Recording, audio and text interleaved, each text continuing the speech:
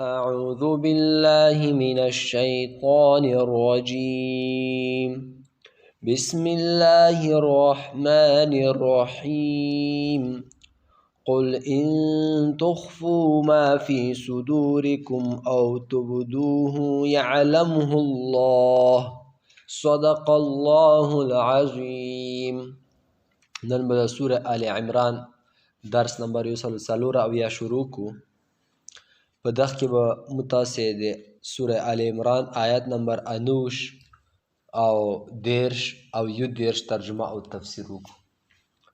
قل تو توایا اے محمد صلی الله علیه وسلم ان تخفو کچیرته تاسې پټاوئ نه دا آیات نه ده انشاءالله وبخوئ دا بل آیات ده.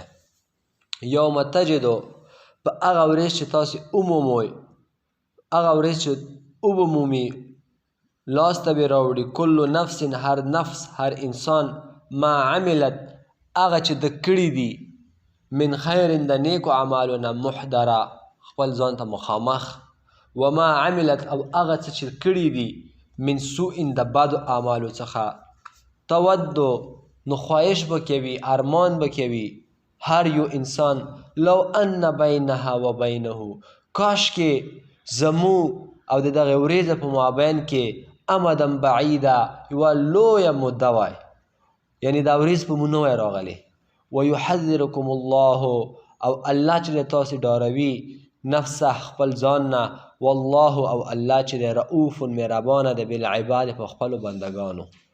قل تو ته وایه ای محمد صلی الله علیه وسلم ان کنتم که چیرته تاسې محبت کوئ ان کنتم که چیرته یوئ تاسې تحبون الله الله سره محبت کوئ فاتبعوني نو تاسې زما تابعداري وکئ یحببکم الله الله به تاسې سره محبت وکړي یعنی ثواب به ډېر کړي ویغفر لکم ذنوبکم او مغفرت به وکړي درته وببخي تاسې ته ستاسې ګناهونه والله او الله چې دی غفور ډېر غفور دی معافي کوونکی دی رحیم رحم والا دی. قل تو ته وایه ای محمد صلی الله علیه وسلم اطیعوا الله تاسې د الله اطاعت وکوئ والرسول او د هغه د رسول اطاعت وکوئ یعنی د ما د نبی علیه السلام فان تولوا که چېرته تاسې مخونه واړول وګرځېدوئ فان الله بېشکه یا الله چې دی لا یحب الکافرین محبت نه کوي د کافرانو سره. د اول آیات چې 10 نمبر دی دغه کې الله جل شانه متاسې ته د قیامت ورځې ذکر کوي.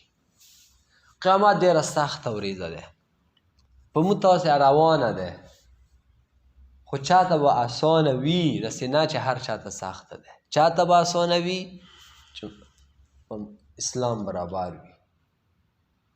مسلمان سړی دغه دنیا کې خفه ده آیا چې زه زر لاړ شم جنت ته الله دیدار وکم الله عاشق دی هغه هر عاشق غواړي چې خپل معشوق ته څه شي ویر شي نو موږ تاسې د الله عاشقین یو زموږ څه دی زموږ مقصد دی نو مسلمان دا دنیا مقصد باید ونه ګرځوي. نو الله موږ تاسې د قیامت ورځې ذکر کوي. دا داسې ورځ ده چې هر انسان نه بارسي بس که چا ښه کړي وي او که بد کړي وي دا خپله عملنامه به ورته په لاس میلاو شي. ښه سړي ته به په ښي لاس میلاو شي او بد سړي ته به په چپ لاس میلاو شي. الله دې متاسې وساتي. داسې بعضې روایتو کې هر څه داسې شا طرف نه به ورته میلاو شي دا یې د بېعزتي. ښه سړی ته خو چې میلاو شي خو په خوشحالۍ نه هغه خبره چې ټاپونه وایي. دغه دنیا کې چې مکتب کې پنتون کې یا مثال خبره بل څه امتحان کې ناکام شي څومره خفګان وي د دې هغه بیا ډېر لوی امتحان دی. دا ټول بیا شاته وغورځوه هغه بیا ډېر لوی امتحان دی. او چېرته چې په چپ لاس میلاوه شي بد عمل یې کړي وي بس موږ سې چې هغه بیا څه یایي چې کاشکې دا ورځه نه وای راغلې دا څه شی شول دا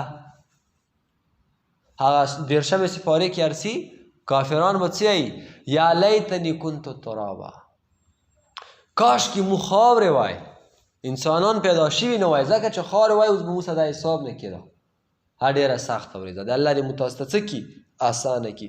خو الله ډېر مهربانه ذات ده بیا هم څه یایي اوس نه مو ته یایي چې هغې ورځې ته تیاري ونیسئ. څومره اسانه امتحان شو. امتحان خو هغه سخته وي چې استاد ته مکتب کې چې سبا د پارچه دی ته به ټول کتاب زده کوې، معلومیږي نه چې دا ټول کتاب کې کوم ځای ارسي. تا به ټول کتاب زده کړی وي، یو دوه سواله به دې نه وي دا سبا استاد هماغه روستلی وي، بیا څومره زور دیر کي چې دا شی شول دا شی شول. او مو امتحان څومره اسانه دی، الله هر څه ته ویلي دي ما تابعداري کوئ، د پیغمبر منئ، دغه تابعداري کوئ، امتحان دې پاس. خو څنګه یې وکړو دا د کتاب یې در کړی دی، خو تشریح کومه ده حدیث یې در کړي دي، چا نه زده کړو ملایان یې در کړي دي. چې تی وسه نه کوې نو هغه یې تا کمزوري ده. دغه نه بعد د بل آیات کې الله پاک موږ ته هماغه طریقه ښیي، اسانه کلي را کړی دی په تاسې اصطلاح کې. کلي شی دی که ته غواړې چې زه الله سره محبت کومې، زه د الله عاشق یم، ته به اوس څنګه ځان معلوموي چې زه رښتونی یم که دروغجن، یا دا دعوا کوي چې زه د الله عاشق یم، په الله باندې مین یم، نو موږ به دا کسو چې دا رښتونی دی که دروغجن. دا به څنګه معلوموئ؟ دا به وکسوئ چې د خپل پیغمبر په سنت و عمل کوي که نه. یو سړی چې د خپل پیغمبر په سنتو څومره برابر و پوه شه چې دا د الله رښتونی عاشق دی. که د خپل پیغمبر په سنتو نه و برابر، وروره ګوله پنجاب کې خو تاسو پیران لیدلی دي که نه، ګیرې داسې کلوي، یا زه رسېدلی یم، او وروره ګوله بېادبي دې معافي، نه پرتوک چوي نه کمیس چوي، همداسې لغړ ګرځي ښځو منځ کې. آیا داسې ځناور خلک دی بس دا بزرګ دی، خدای دې تباه کړه، دا بزرګ دی، نو دا خو جادوګر دی. بس هم خپلو جادي نه خلک څه کړي دي، تابع کړي دي، هغه دروغجن دي. ځکه د خپل پیغمبر سنتو نه مخالف دی. پیغمبر یایي چې نوم نه لاندې او پتون نه پاس د هغه څه ورته یایي زنګون نه پورې د عورت دی، هغه هر شی بریښي. نو تاسې که څوک معلوموئ چې دا د الله عاشق دی، وایي دا په سنتو برابر دی که نه. کسه الله پاک نه خپل پیغمبر څومره ګران دی، داسې نه یایي چې ما محبت وکوئ بس ما تابعداري شروع کوئ، نه، څه یایي د ما پیغمبر تابعداري شروع کوئ. الله چې دی مو یا منو، یهود یا مني، مشرک یا مني، او عیسایان یا مني، نصرانیان، خو د هر چا منلو طریقه مختلفه ده.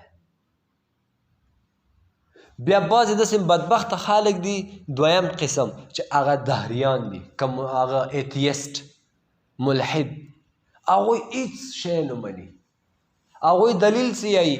یایي مو چې دی په داسې ماشینونه جوړ کړي دي چې شودو کې ما میکروب پیدا کا، اوبو کې دته بېشماره جراثیم پیدا کومې، خو دغه میکروبو کې مو ټوله دنیا ولې دی تاسې خدای مو نعوذ بالله ورکې پیدا نه کا.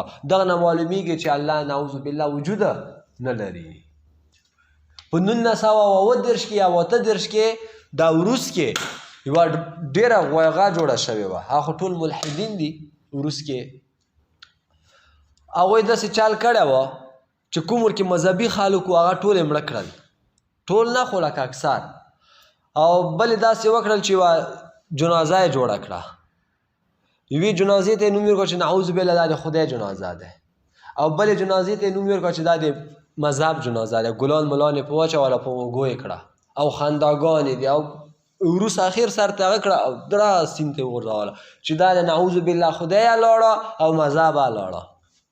د الله کارونه کسه چې هټلر راووته، هټلر خو چې راووته په د یهودو نه یې شروع وکړه، داسې یې کړل چې په ورځې کې به 1,80,000 90,000 یهودیان څه کول، مردارول. نو دا هټلر چې د وروسته ورسترګې شوې، دا وروس چې پوه چې سړی خو په موږ روان دی د الله شرمولو ته کسه، همدغه وروس خپلو خلکو ته ووایي چې تاسې هرې طریقې ته چې خدای معنوي الله خدای ته دعاګانې شروع کړئ چې دغه نه څه شو، باد شو. نو الله پاک خپل زورو ته څه کا وایي خیاله تا خو ما جنازه باسلې وه، اوس څنګه دې دعاګانې شروع کړې. دا اوس څو میاشتې مخکې د کرونا کې انډیا کې دا هندوان دا پولیسانې مسلمانانو جماعتو ته ورتلل چې هله تاسې خپل الله ته دعا وکړئ، تاسې دعاګانې قبلیږي، تاسې مخکې دعاګانې کړي دي، مشکل مو حل کړي دي، اوس بیا وکړو چې د کرونا څه شي کنټرول شي. نو الله وجود نه به انکار نه کوي. خو دا خبره بل طرف ته لاړه. نو د الله سره د محبت د معلومولو طریقه شی دی د هغه پیغمبر باندې ته څومره عمل کوي، د هغه پیغمبر په سنتو. نو یهودو به هم دا خبره کوله چې موږ د الله زمن یو، نحن ابناء الله، موږ د الله زمن یو، نعوذ بالله، و احباؤه، او الله ته موږ ډېر ګران یو. الله جواب ورکړه نه نه نه نه نه، که تاسې ما سره د محبت دعوا کوئ، ما ته نږدې ځانونه ربلوئ، نو داسې وکړئ د ما آخري پیغمبر ومنئ. نو هغه نه مني، نو یهودی څه شه؟ دروغجن شه. بودیست مشرکین یې چې موږ الله سره محبت کوو، رسول الله صلی الله علیه وسلم معنی نه نه مني. بېشماره بوتان ته سجدې کوي، دروغجن دي. همداسې نصرانیان دروغجن دي، همداسې نور څومره بلاګانې دي، دا ټولې دروغجنې دي. موږ تاسې الحمدلله رسول الله او الله منو، او الله دې موږ ته مزید توفیق راکړي چې د خپل په پیغمبر سنتو ځانونه څه کړو؟ جوړ کو، او برابر کو، ښکلې ګیرې پرېږدو، پنجشې جګې کو، مسواکه سره وي، او اسلام نه ځان خبر کو، لمونځ په صحیح طریقې کو، تلاوت شروع کو، حلال وګټو، حرامو نه ځان وساتو. دا اسلام دی که نه؟ قل ان کنتم، تو ته وایه ای نبی علیه السلام، ان کنتم کچیرته یو تاسې تحبون الله، محبت کوئ الله سره، فاتبعوني، تاسې تابعداري وکړئ د ما. وکسه الله سره محبت کوي نو ما تابعداري شروع که. دلته یو بل محبت او که روته دا د بېادبي د مافي او دا د وړکو او د جنکیو یارانې، اله زه ما عاشق هستم، اله محبت گناه نیست، دا ټول دروغجن دي. محبت چې کوي صرف او صرف الله سره، حقیقي محبت به الله سره کوي. دا دنیا کې چې دا کوم دا خلکو ناجایز محبت شروع کړي، دا محبت نه، دا مجازي عشق دی، درویغو عشق دی. اصلي عاشقان باید موږ تاسې د الله او د رسول عاشقان جوړ شو. فاتبعوني، تاسې زما اتباع وکوئ، یحببکم الله، الله به تاسې سره محبت وکړي، ویغفر لکم ذنوبکم، او مغفرت به وکړي تاسې ته الله ستاسې د ګناهونو، والله، او الله چې دی غفور دی، رحیم رحیم دی. اے یهودیه، اے نصرانیه، اے مشرکه، که الله سره عشق کوې نو د مو پیغمبر نه ایمان راوړه. قل اطیعوا الله، تو ته وایه ای نبی علیه السلام، اطیعوا الله، تاسې د الله اطاعت وکوئ، والرسول، او د ده د رسول اطاعت وکوئ. فان تولوا، او که چیرته تاسې وګرځېدوئ، یعنې د الله او د الله رسول خبره مو ونه منله، فان الله، بس یقینا الله چې دی، لا يحب الكافرین، محبت نه کوي کافرانو سره. چا سره محبت کوي؟ مسلمان سره، مؤمن سره، ښه سړي سره. نن دپاره بس دی، وما علینا الا البلاغ.